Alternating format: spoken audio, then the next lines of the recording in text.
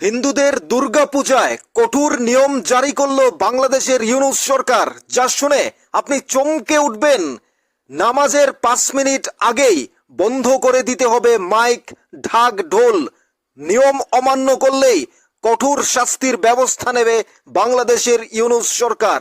হিন্দুদের উপর এই ফতোয়া জারি করে বোঝাতে চাইছেন ডক্টর ইউনূস যে বাংলাদেশে সংখ্যালঘুদের, হিন্দুদের কোনো অস্তিত্ব থাকতে পারবে না। তা না হলে দুর্গাপূজায় এমন আইন কেন আরো রয়েছে, যা শুনে আপনাকে চমকে দেবে। মাদ্রাসার ছাত্ররা স্বেচ্ছাসেবক হিসাবে হিন্দুদের দুর্গা মণ্ডপ পাহারা দেবে কেন? আমাদের হিন্দুদের ছেলেমেয়েরা নেই দুর্গা মণ্ডপ পাহারা দেওয়ার জন্য? তাদের থেকে ধার করে আনতে হবে কেন? এই যে মাদ্রাসার ছেলে মেয়েদেরকে দিয়ে কি মণ্ডপ পাহারা দিতে হবে? ঈদের সময় কি মসজিদ পাহারা দিতে হিন্দুদের ছেলে মেয়েদের নেওয়া হয় সেখানে পাহারা দেওয়ার জন্য? এই প্রশ্নগুলো যখন উঠে আসছে, তখন তালিবান আর ডক্টর ইউনূস সরকারকে এক করে দেওয়া হচ্ছে। অর্থাৎ ডক্টর ইউনূস সরকার, বাংলাদেশের মোহাম্মদ ইউনূস, যে বাংলাদেশের প্রধান উপদেষ্টা, অন্তর্বর্তীকালীন সরকারের প্রধান, তিনি চাইছেন ভারত বিরোধী স্লোগানের সাথে সাথে হিন্দুদের দেশ থেকে তাড়িয়ে দিতে, হিন্দুদের মুখ বন্ধ করে দিতে, পুরোপুরি ইসলামিক রাষ্ট্র ঘোষণা করতে, এই বাংলাদেশকে সরাসরি পাকিস্তানে পরিণত করতে চাইছে ডক্টর ইউনূস। তা না হলে যে বাংলাদেশে দীর্ঘ এত বছরের পর বছর ধরে, স্বাধীন হওয়ার 53 বছর ধরে যেখানে হিন্দুরা দুর্গাপূজা পালন করে আসছে, যে 5 দিন দুর্গাপুজো, এই 5 দিন মহা আনন্দে কাটাতো, অর্থাৎ কখনো তো বাধা দেয়নি। কিন্তু এবার ডক্টর ইউনূস, তার সরকার, বাংলাদেশের অন্তর্বর্তীকালীন সরকার কি আইন জারি করলো হিন্দুদের উপর, যেখানে মাদ্রাসার ছেলে মেয়েরা যারা এসে স্বেচ্ছাসেবকের ভূমিকা পালন করে হিন্দুদের মন্দির পাহারা দেবে কেন? হিন্দুদের কোনো ছেলে মেয়ে নেই নাকি? তারা মন্দির পাহারা দিতে পারবে না? ঈদের সময় কি তোমাদের মসজিদ পাহারা দিতে তাদেরকে নেওয়া হয় হিন্দুদের?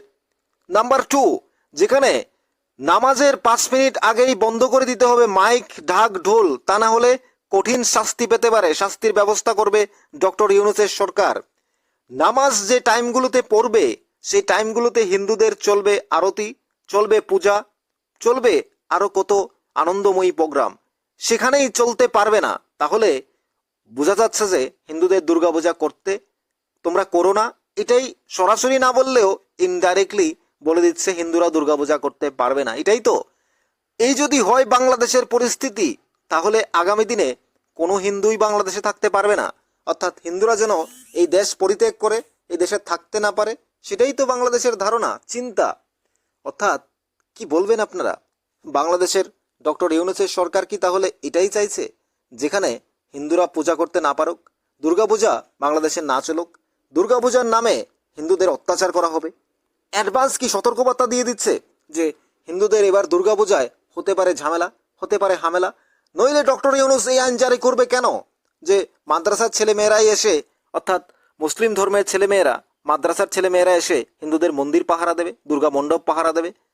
হিন্দুরা কি বলেছে কোথাও? মুসলিমদের যে মসজিদ আছে সেখানে কি হিন্দু ছেলে মেয়েরা পাহারা দিতে যায় ঈদের সময়? তাহলে দুর্গাপূজার সময় এই আইন করছে কেন? এবং নামাজের 5 মিনিট আগেই বন্ধ করে দিতে হবে ঢাক, ঢোল। কই? মুসলিমদের যখন ঈদ হয়, নামাজ হয় প্রতিদিন, হিন্দুরা তো কখনো বলে না যে আমাদের পুজোর সময় তোমরা এই মাইক, ঢাকঢোল, তোমাদের মাইক বন্ধ করে দিতে হবে, নামাজের মাইক বন্ধ করে দিতে হবে, সেটা তো বলে না। এই বাংলাদেশের এই আইন জারি করার অর্থ কি? মানে হিন্দুদের ধীরে ধীরে শেষ করে দেওয়া, হিন্দুদের এই দেশ থেকে তাড়িয়ে দেওয়া, বাংলাদেশে হিন্দুদের কোনো অস্তিত্ব নেই, সেটাই তো। এখন মনে হয় বাংলাদেশে অন্তর্বর্তীকালীন সরকার, ডক্টর ইউনূসের সরকার বাংলাদেশে এসে শুধুমাত্র হিন্দুদের জন্যই, হিন্দুদের বাংলাদেশ থেকে বের করার পরিকল্পনা, হিন্দুদের জ্বালিয়ে পুড়িয়ে মারার চেষ্টা চলছে।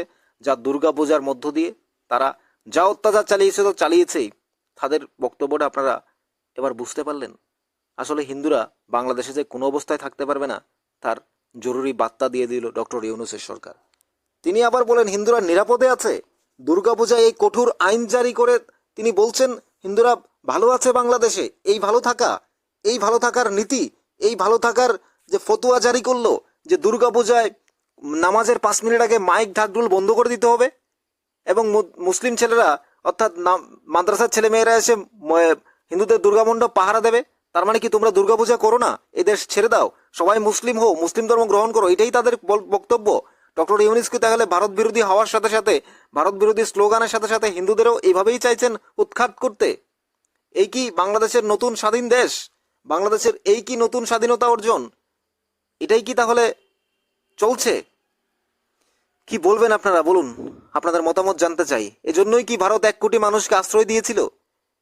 এজন্যই কি ভারত বাংলাদেশিদের স্বাধীনতা অর্জন করে দিয়েছিল? এজন্যই কি বাংলাদেশকে স্বাধীন দেশ স্বীকৃতি দিয়েছিল? এটাই কি তাহলে তার প্রতিদান? আপনাদের মতামত জানাবেন কমেন্টস বক্সে।